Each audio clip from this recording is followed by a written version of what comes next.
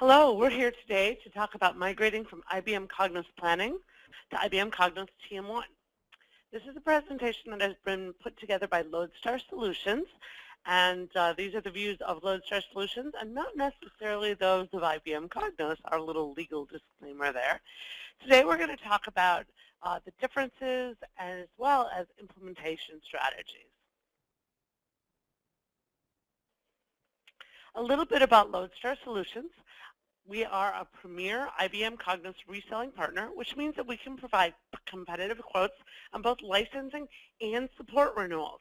If you guys have a support renewal coming up, please call us. We've saved our clients hundreds of thousands of dollars on support renewals by making sure that they have the right product mix, making sure that their licenses co-terminate, as well as making sure that they get the best discounts available. We're also an IBM Cognos service provider offering experienced consultants in all aspects of IBM business analytics, including customized training that we can do on-site, technical install and upgrade assistance, as well as experienced consultants that will help mentor and coach your internal resources to be self-sufficient. Our philosophy at Lodestar Solutions is to empower you to own and manage your system. Our senior consultants are cross-certified in many areas of Cognos, including TM1, BI, as well as data warehousing. We host a number of events all over the country, including our local user groups that we hold periodically in Chicago, Atlanta, Michigan, Florida, and virtually, as well as webinars like this and networking sessions that we call our Lodestar Social Club. We are a certified woman-owned business for those of you that have a diversity supplier program. At Lodestar, we have a few new offerings for those of you that are familiar with us, and that is our new Executive Business Analytics Coaching. This is a new program where we help executives understand how to align resources better and maximize their investment in their Cognos solution. We also have new customizable education programs in all areas of Cognos, and we also have on-site strategy sessions and our new free ROI consultation. And what that is we come out for an hour, we pull your entitlements, and we make sure you understand what you currently own today and what those licenses can do for you, because IBM's added a lot of new functionality and features to the software over the last couple of years. So today we're going to do a kind of history and definition of TM1. Then we're going to do a dive into TM1 from a planning perspective for those of you that have been planning clients for years and years and years. We're also going to give some distinctions between planning and TM1. We're going to talk about the challenges that many people faced with Cognos planning, or maybe you face today. We'll talk about some licensing changes that are beneficial for you in migrating to TM1, and then we'll talk about some implementation steps as well. So first off, what is TM1? TM1 is a solution that allows us to do budgeting, planning, forecasting, and modeling, as well as what-if analysis and financial reporting. So why is it different than TM1? It's a patented 64-bit in-memory read-write solution. What does that mean to you? It can handle really large data sets and have very fast loading and query response times.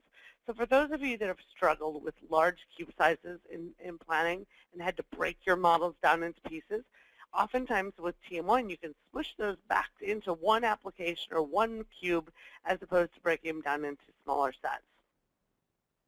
TM1 also has workflow. So what they did is when they bought TM1, they looked at Cognos Planning and they looked at the features they loved, like the contributor with their workflow, and they incorporated that into TM1. So today you have the contributor user interface for TM1 that sits on top of a very powerful TM1 engine, allowing you to have larger queues, faster queries, and a more robust end user experience. With that, we have the ability to do what-if analysis. We can literally have personal scenarios. These are sandboxes that I can create as an end user with a few mouse clicks.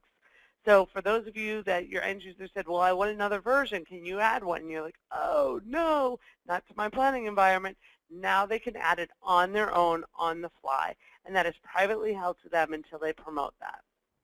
We can also highly leverage Excel in our modeling experience. For those of you that are Excel power users, you're going to love this because you can actually use Excel to help model as well as use it as a user interface.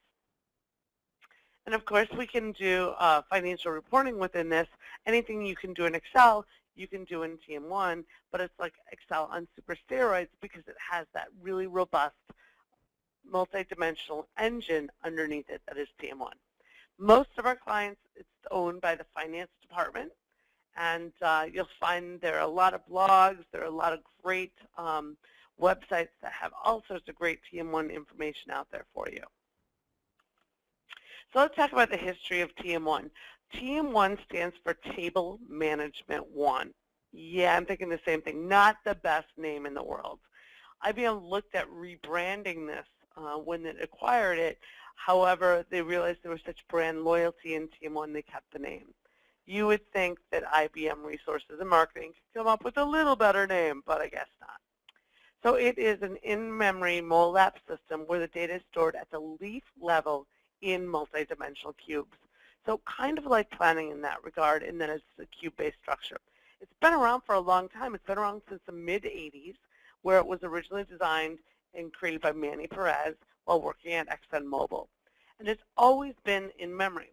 There's some competitors out there that are like, oh, we have this brand new technology. It's in memory. And we're like, wait a minute, we've had that for a long time. So really, they have been the leading edge in this type of technology. As many of you know, in 1996, TM1 was bought by Applix. In 2007, Applix was purchased by Cognos, and then it became part of IBM in 2009. So what are the components of TM1? First off, we'll talk about the TM1 server. These are like your applications in Cognos Planning. The TM1 server is not a physical server. It's more of an application. It's your real-time calculation engine for your particular model.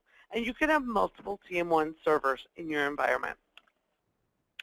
It has a dimensional list, just like our D list, but they're a little bit different. In our dimensional list in TM1, we can have multiple roll-ups of the same data. So what I mean is, let's say you had your GL account structure, and you had a roll-up structure for reporting purposes for internal reporting, and you had those same accounts roll up a little bit differently for external reporting. We can do that in one D list. We can have a multiple roll-up hierarchy in a single list, as opposed to in Cognos Planning where you had to have multiple D lists that had that information, and therefore multiple cubes. So it really gives you a lot more power there. And of course, we can share dimensions between cubes, similar to planning. Now, of course, we have cubes, and what's different here is the cubes contain the bulk of the logic or rules, whereas in Cognos Planning, all the calculations resided at the D list level. In Cognos TM1, the rules can be contained at the cube level, and that gives you the maximum flexibility. And why that is let's say we had multiple versions, and you wanted different assumptions or calculations in your second version. Simply in the rule, you would say, when you have version 1, use this calculation. When you have version 2, use this calculation. So it really handles those one-offs. We use this a lot in compensation models, where we have rules like every director will get a 5% increase unless your name is Bob. And we see that oftentimes in those compensation models where things were uniquely negotiated. We definitely have a multiple cube structure similar to planning.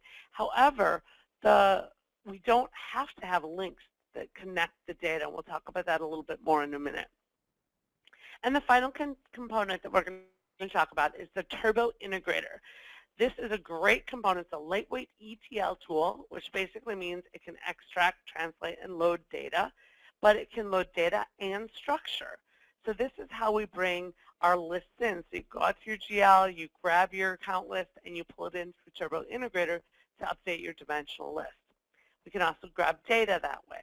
But we can also massage the data a little bit as we bring it in with the Turbo Integrator. And then finally, if you need to push the data out to, let's say, a data warehouse, we can do that as well with the Turbo Integrator. We can automate these processes so that they run at certain times, or we can make it manual. There are a number of different TM1 user interfaces. First, we'll talk about the power users. Today, the power users can go through perspectives or architects. These are different ways that they can get in to build their models. And we also have our end users. End users have many different user interfaces. The first one's called TM1 Web. The second one is called TM1 Contributor. It's also web-based, but that's the one with workflow and is very similar to Cognos Planning. In fact, a lot of our clients that have made the migration have chosen not to tell their end users that they moved to TM1. They simply tell them it's the new version of Cognos. And then we also have an Excel add-in that end users can use. This allows them to simply use Excel as their user interface. And then finally, a brand new module that's come out from IBM Cognos is called Cognos Insight. Some of you may have attended our webinars on this. And it is kind of like a lightweight version of TM1 and BI all in one, but it's a desktop version.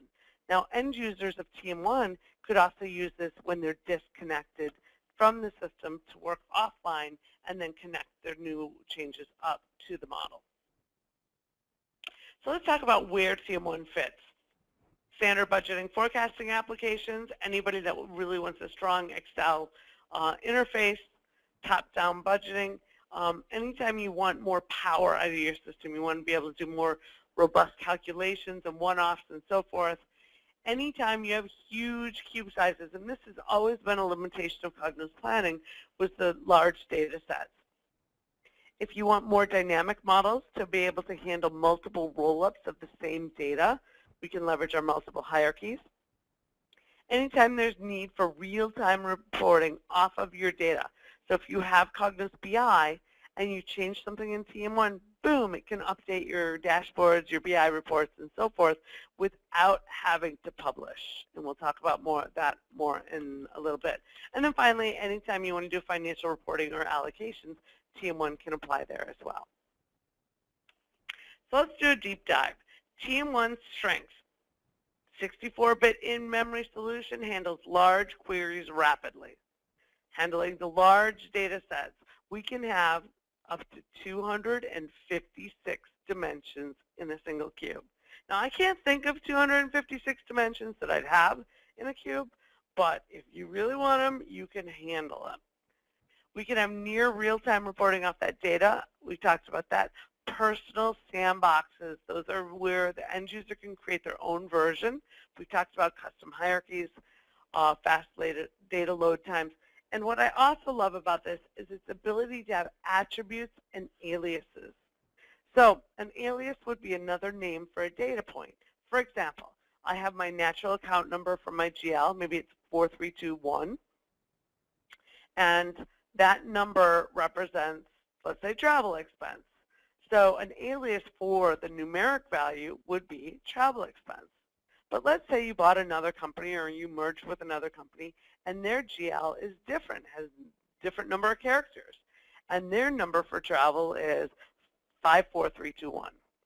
What we can do is we can have another alias that represents the new code's GL number so that we can load data or see data in that view by simply selecting the alias view of that information. So let's talk about the distinctions of planning and TM1. The first one is historically, planning was able to scale to thousands of users better. Now that's changed a lot. And historically, TM1 calculations, it is server-based. So the architecture is very different than planning, which is a distributed architecture. So the way we scale is we have to add PBUs and horsepower to our servers. Now, planning scales through a distributed client. Many of you already know that, where when the user checks in, they grab their piece of the information, it downloads just what they're using, what they're part of the model. And then when they save or submit, it writes it back to the server. TM1, however, writes back immediately. So different schools of thought there. But that's how TM1 handles the really large cube sizes without having performance problems. Historically, finance teams found that planning models were a little bit easier to develop. There is a learning curve when you move from planning to TM1. However, IBM's done a great job of adding components like the performance modeler in Cognos TM1 10 that allows us to have a GUI interface to help us with our model builds. This is really changing how we build models in TM1 to make it easier for the power users to design and implement. TM1 calculations can be between dimensions, items, levels, and dimensions can have those attributes across multiple cubes. So we don't have links in TM1, or I should rephrase that. We don't have to have links. Up until, I believe it was TM1 10, we didn't have links at all. They added it with Performance Modeler to help people write the rules. But what's cool about this is, you know how in an Excel spreadsheet you have the ability to say, hey, go look at worksheet number 2, go grab my revenue number, bring that in, and then multiply that by blah, blah, blah. That instead of actually physically moving the data in Excel, we've referenced something else. And TM1 works like that. You don't have to physically move data from one cube to another to be used in the calculation. Whereas in Cognos Planning, we had to have links and physically move that. We oftentimes hid that data so that it was just used in the calculation. We don't have to do that anymore. TM1 works more like Excel, where we reference another cell in another cube, and we can use that in the calc. So you don't have to wait for those links to run or wonder what order that they ran in, right? TM1 has built-in functions which are different than Cognos Planning. So Cognos Planning has that wizard base. A lot of this is changing also with the new releases of TM1. So really, IBM's done a fabulous job of looking at what we loved about Cognos Planning, what we hated about it, and keeping what we love in TM1 or incorporating it in and using TM1 where we were challenged.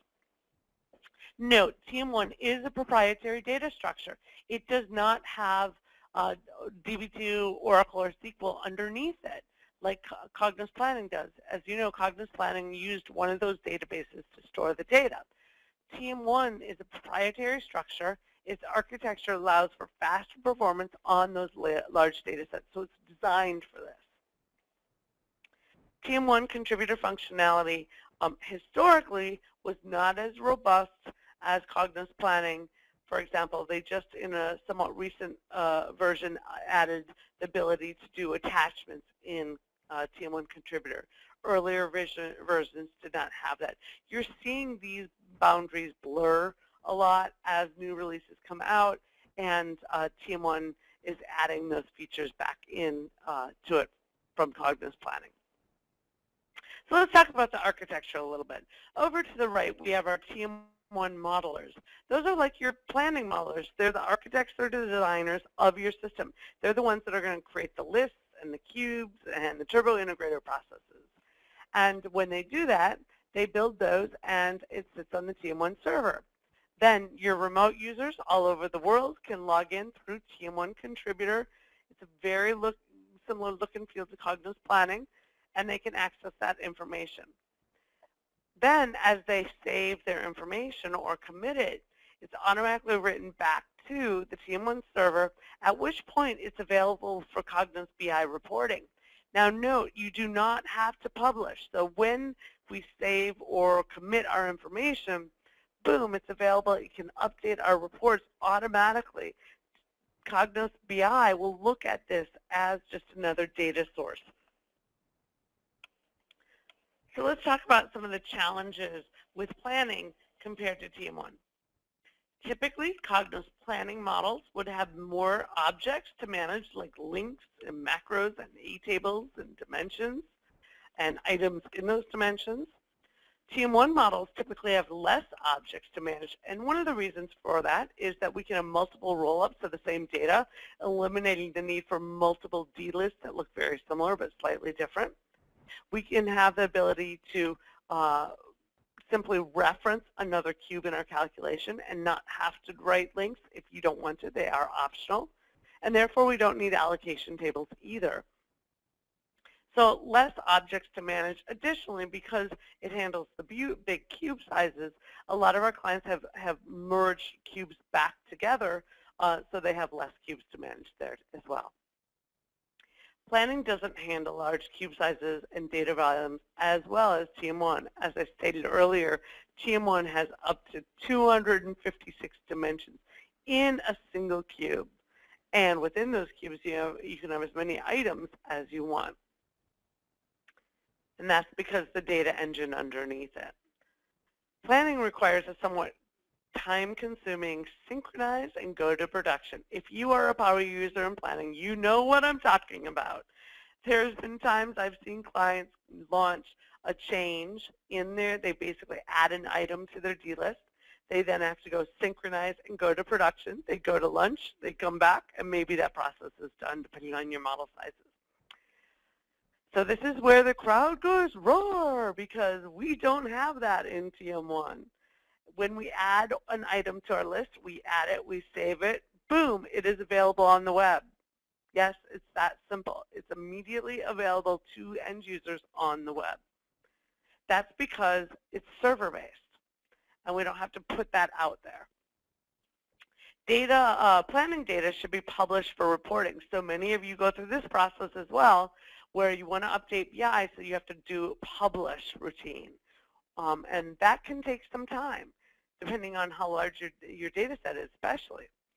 Whereas in TM1, we don't have to publish our models. We simply can use Cognos BI. In fact, they can share security as well, and have real-time reporting off that. Now note, if you're going to leverage this, you want to make sure that your TM1 models are designed to meet your reporting requirements. There's definitely some tricks to this. We have a whole webinar on this, and make sure this is where the fact that Lodestar cross-trains our consultants so they understand BI and TM1 becomes a great asset to our clients, because we understand how we should build those. In Cognos Planning, there's no charting or reporting unless you publish it to BI. With TM1, it comes out of the box with some charting capabilities, and of course the Excel user interface can be used for reporting as well. Planning does not have the dynamic models, so the hierarchies, and especially your E-list had to be a very simple roll-up structure. And now we can have multiple roll-up structures. So for example, a child can roll up to multiple parents as opposed to a one-to-one relationship.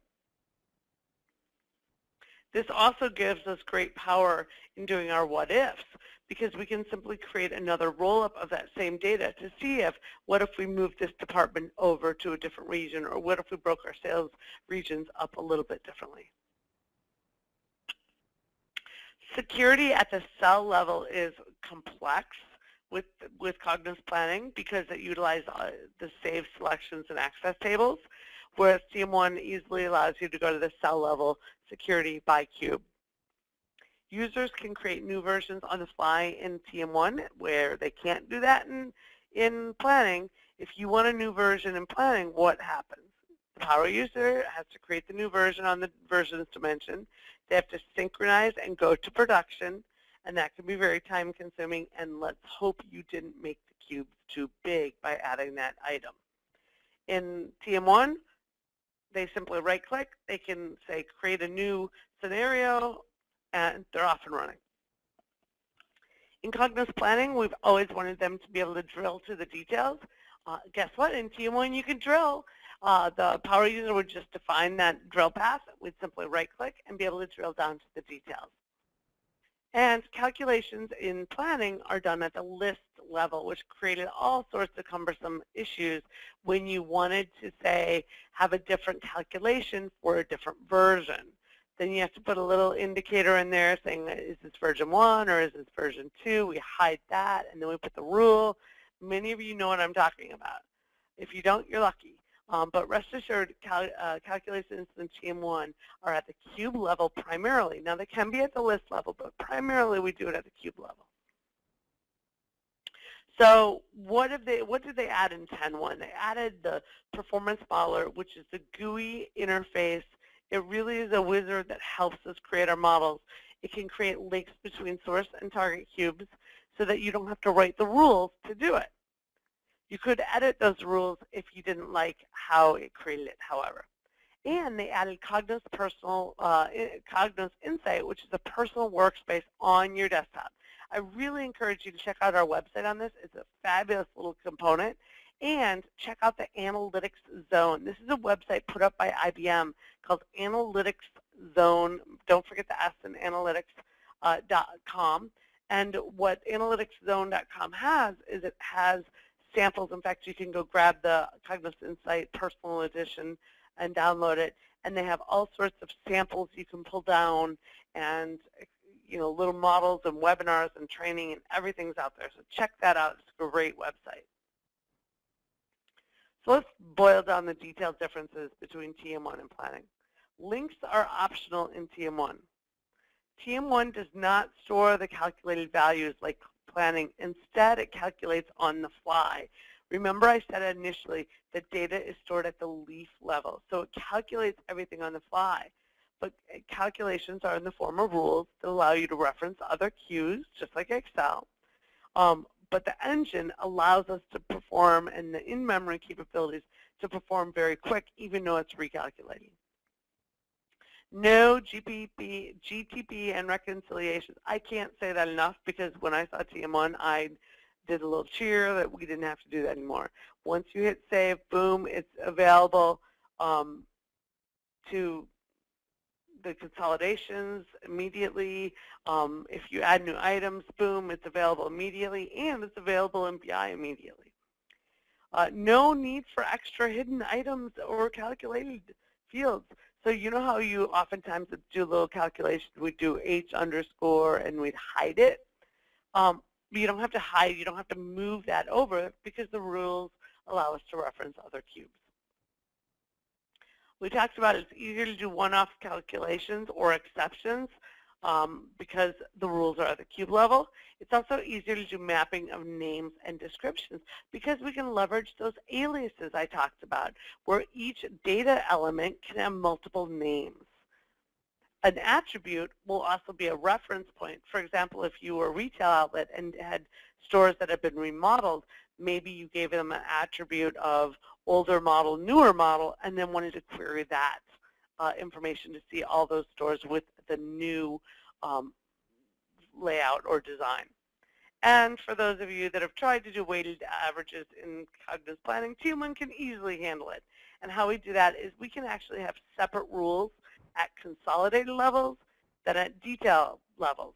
So that's how you get through your weighted average. Users can truly customize their views of their data. We already talked about handling multiple hierarchies. And for those of you that use the drop-down list or the D-list formatted items within Cognos Planning, well, now we have conditional drop-down capabilities within TM1. So similar to our formatted D-list in planning, now we can say, if your department 100, here's a list of your employees, instead of having to have a complete list and then hiding a bunch of things. We can also access and fine-tune that access. So we don't have to have dummy nodes because of security and access issues. So let's look at how this is kind of designed. So at the bottom, just like in planning, we have our different data sources, maybe ERPs, data warehouses, wherever it is. We're going to use Turbo Integrator to pull that information into our TM1, where we're going to create dimensions, cubes, and templates, which are like views of your cubes. So you just show what you want to see, and the end users can use those templates as well. And then finally, we're going to create processes that allow us to load and push data out of the system to a data warehouse as well. And then finally, that information is going to be available through Excel or through the web to the end users. When we add BI on top of this, it's automatically available. And actually, I should change the slide a little bit because it can be bi-directional in that if you already have a framework manager package in BI designed and it has, let's say, your actuals, no problem. Let's go grab that framework package data and pull it down into our TM1, and we can do that as well. So we can use that as a data source in our Turbo Integrator processes. But that information is available immediately in BI as we make those changes. So let's look at what it can look like. So down here at the bottom of my screen, I have my contributor. At the top, I have my Cognos BI reporting off of my contributor data. So as I change data points, those graphs would change as well. So at the bottom, I have my contributor. I can see my contributions and my reviews. And notice I have a couple different states there. And of course, I have workflow, just like in planning, with work in process locked and not started. When I expand this a little bit, what we'll see is that I have, again, those, whether it's viewed, not viewed, this should look very similar to you, to those that are using Cognos Planning today. The contributor experience also looks very similar in that we can see that we have multiple tabs across the top for you modelers. Those represent cubes within TM1. We can slice and dice this information by simply grabbing and dragging and dropping, just like in Cognos Planning. We can also make this view how we want it by moving the tabs in different orders as well. So if I expand this a little bit, you can see I can click on a data point and then hit my chart button at the top, and it will give me a chart and a numeric view of the data. We have personal scenarios. We've talked about these little sandboxes. Up here on the right-hand kind of not quite corner, I'd simply drop down. I'd say create a new scenario. I give it a name, best case, worst case, and now I have these sandboxes, and I can toggle between those different views of it. Now, these are privately held for that end user that created it. We have out-of-box analysis, so I can click on a total here of how many DVD videos. I can right-click, and I can say, wait, filter that, show me the top 10, show me the bottom 10, show me the top 10%. We can also split our screen so that as we make changes, we can see how that impacts our income statement. We can set up processes to help us manage our complete budget cycle. So what's happening here is we've created a little sheet that has buttons on it. The buttons are simply running a Turbo Integrator process that will say either copy my budget to a new target version or lock down my budget. And so this allows us to not only add items to our dimensions, but actually copy and lock down items as well. We have very tight Excel integration, and we can see that here in that each tab across the bottom represents a different cube that I have in my TM1 model. What's great about this is that TM1 can actually be a data entry point as well, or if I created a report in this and I didn't have quarters, I could go as an end user, add quarters to it, and it doesn't break my connection to TM1. For those of you that have used Excel add-in for analyst or for contributor, this is a million times better, and you will not get frustrated like you might on that one. So let's talk about licensing. What do you need to know? Well, in order to have Cognos TM1 licensing, you need to own the analytics server component. This is based on a processor value unit. This is a little bit of a confusing concept. Basically what they do is they, based on your hardware, they look at what rating that PVU, the PVU rating for that hardware is. Typically you'll see that they're either 70 or 100. And then you have to have it based on core. So let's say I wanted a quad core, my PVU rating on my hardware was 100, I would need to invest in 400 PVUs. Now for more information on this, call us at Lodestar, we'd be happy to help, or just Google IBM Cognos PVU and you'll get the chart of what the hardware is rated. The second license that you must have is the TM1 modeler. This is your power user. I'm sorry, the planning modelers do not convert to TM1 modelers. It is a new purchase. But good news, your Cognos planning contributors, if they're upgraded to what we call enterprise planning contributors, we're looking for that magic word of enterprise, they can be used on planning and or TM1. So you don't have to rebuy the 200, 300 contributors you have out there. We can just make sure they're in the right licensing structure and they can be used. Now, if you want a non-prod environment, you would need to purchase those licenses as well. Because there's a PVU rating in TM1, non-prod licensing is required to have a second environment. You need to know that the IBM Innovation Center, if you haven't been out there for planning, you need to go out there, but they have blueprints out there for TM1.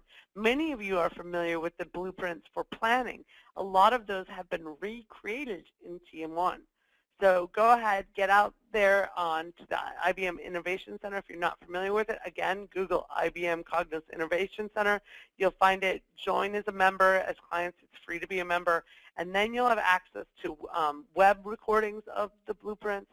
They're great for samples to learn, or let's say you want to take the CapEx model, tweak it, make it your own, and it's a rapid deployment template.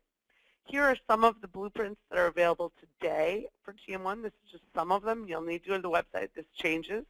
But the capital project planning performance, expense planning, integrated financials, that has your balance sheet, income statement, cash flow statement, all of that, strategic finance performance, and workforce planning performance.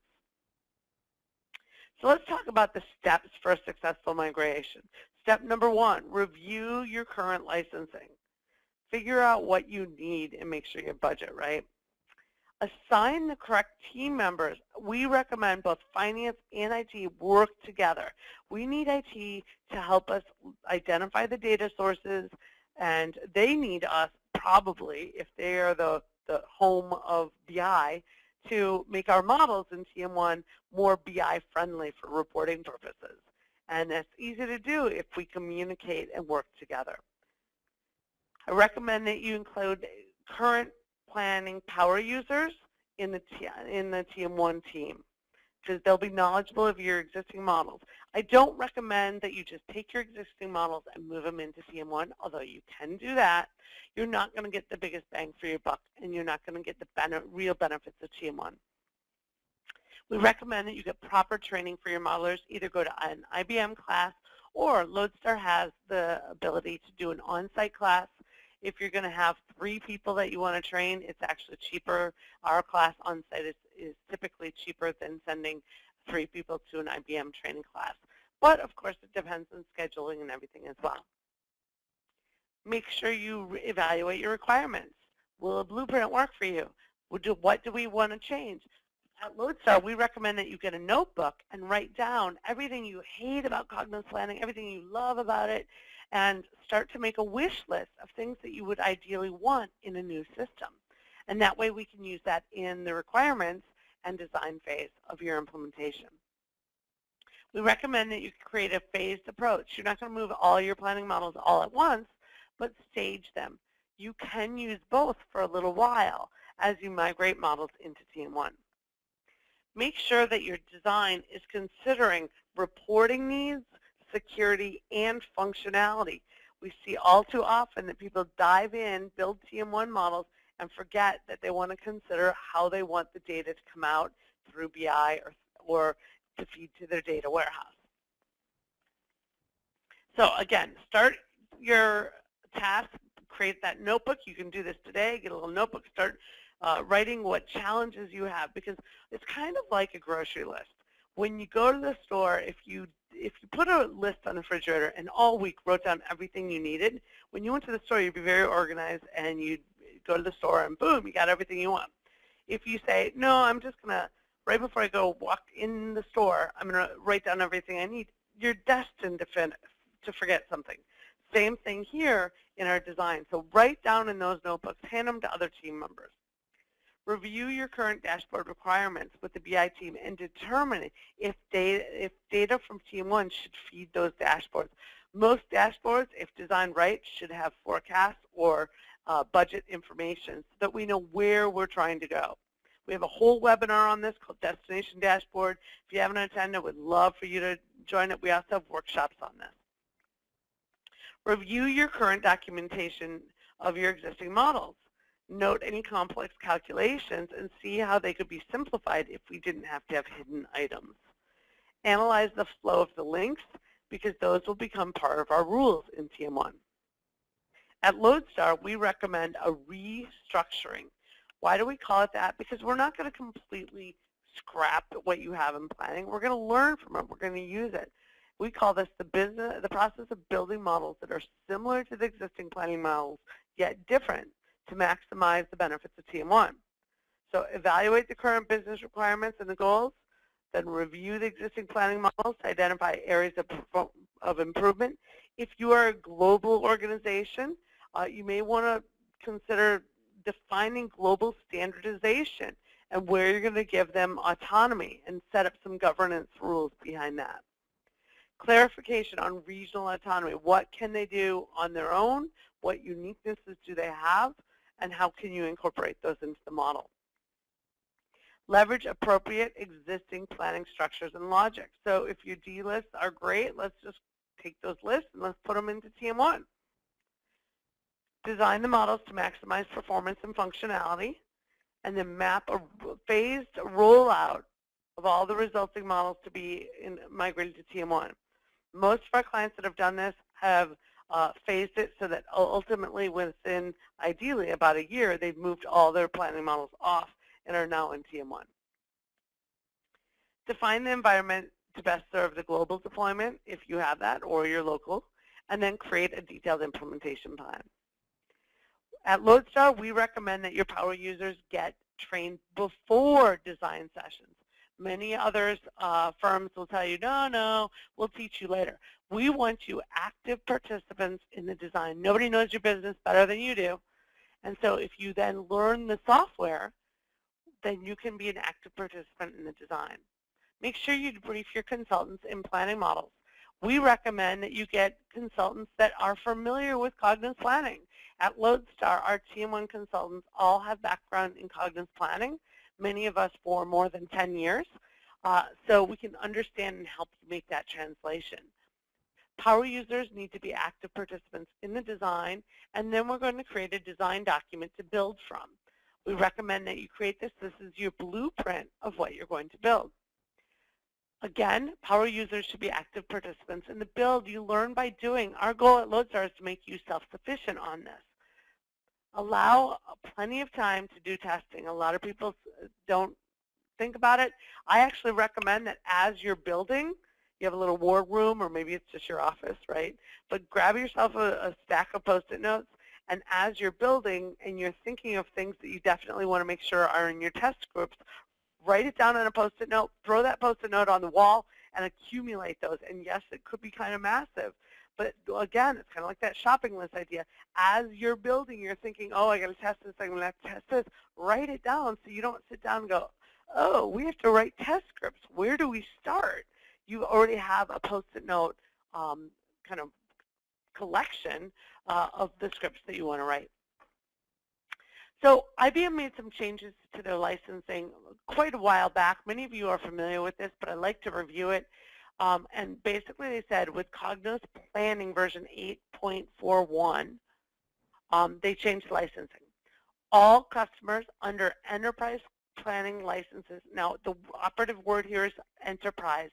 If you look at your support renewal bill and you see that you own Cognos Planning contributors, and they don't have the word enterprise, you have a licensing issue. Okay? We need to have it say that enterprise is the latest version of Cognos Planning Contributor.